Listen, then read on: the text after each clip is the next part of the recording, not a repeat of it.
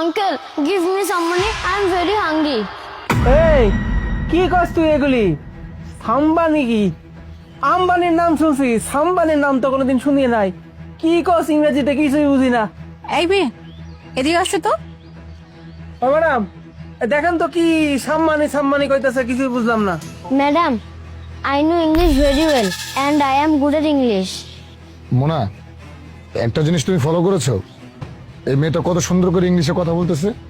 আমার মনে হচ্ছে ও ভিখারি না, ও পরিস্থিতির কারণে ভিক্ষা করতেছে।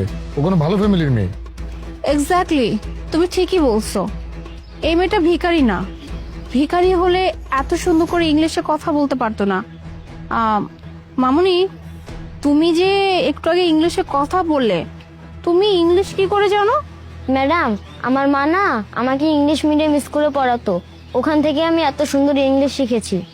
আর এখন আমি রাস্তায় রাস্তায় ঘুরতেছি, কারণ আমার বাসা থেকে আমাকে বের করে দিছে।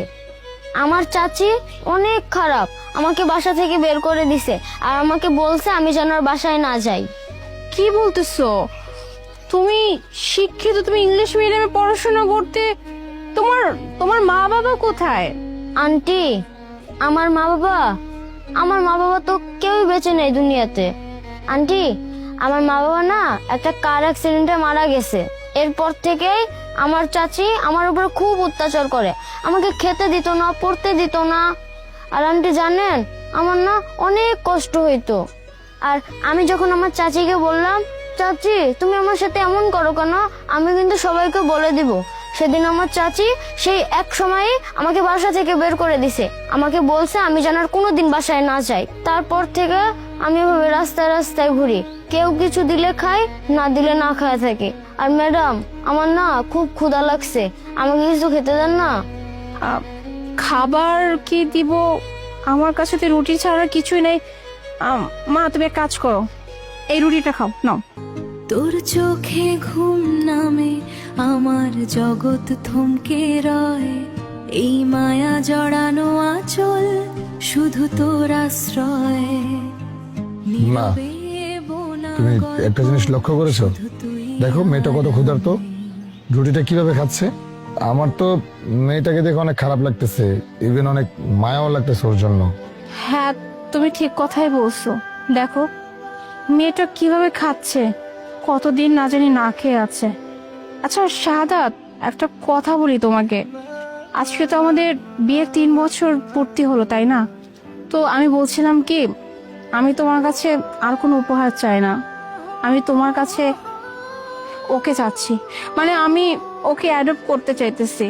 দেখো না, মানুষ বাচ্চা পায় না। আজকে 3টা বছর যাবত হচ্ছে আমরা একটা বাচ্চার জন্য কত কষ্ট করতেছি, আল্লাহর কাছে প্রতিনিয়ত কত কাঁদতেছি, কিন্তু আমাদের কোলে একটা বাচ্চা দিল না। অথচ দেখো, এমনও মানুষ আছে যাদের ঘরে এত ফুটফুটে একটা বাচ্চা থাকা সত্ত্বেও বাচ্চার মর্ম বোঝে নাই। তাই বলছিলাম কি, আমি না ওকে অ্যাডপ্ট করতে চাই, যদি তোমার কোনো প্রবলেম না হয় তো। আরে প্রবলেম কেন হবে মোনা? তুমি নিজেও তো জানো যে আমি একটা বাচ্চার জন্য কি না করছি, কত ডাক্তার, কত কবিরাজ, কত কিছু দেখাইছি, কিন্তু কি করার, ভাগ্যে আমাদের সন্তান নেই। কিন্তু আমার কাছে এখন মনে হইতেছে যে আল্লাহ নিজে কুদরতি ভাবে বাচ্চাটাকে আমাদের কাছে পাঠিয়েছে। আমাদের উচিত ওকে অ্যাডপ্ট করা, আমাদের কাছে রাখা, ওকে ওর মার ভালোবাসা দেওয়া, বাবার ভালোবাসা দেওয়া। আর আমরাও আমাদের সন্তানের ঘাটতিটা পূরণ করতে পারলাম। তাহলে তার কোনো কথাই হলো না। আচ্ছা মা, তুমি কি মা চাও যে তোমাকে ভালোবাসবে, আদর করবে, খাইয়ে দিবে, সুন্দর সুন্দর জামা কিনে দিবে? হ্যাঁ আন্টি, আমিও তো চাই যে আমার একটা মা হোক, আমাকে খাওয়াবে, আমাকে পড়াবে, আমাকে খুব ভালো রাখবে, এমনকি আমারে নতুন নতুন জামা কাপড় কিনে দেবে। কিন্তু আমার তো মা নাই। আপনারা কি আমাকে একটা মা এনে দিতে পারবেন? শুধু একটা মা, আর না। ব্যাস, আর কোনো চিন্তা নেই।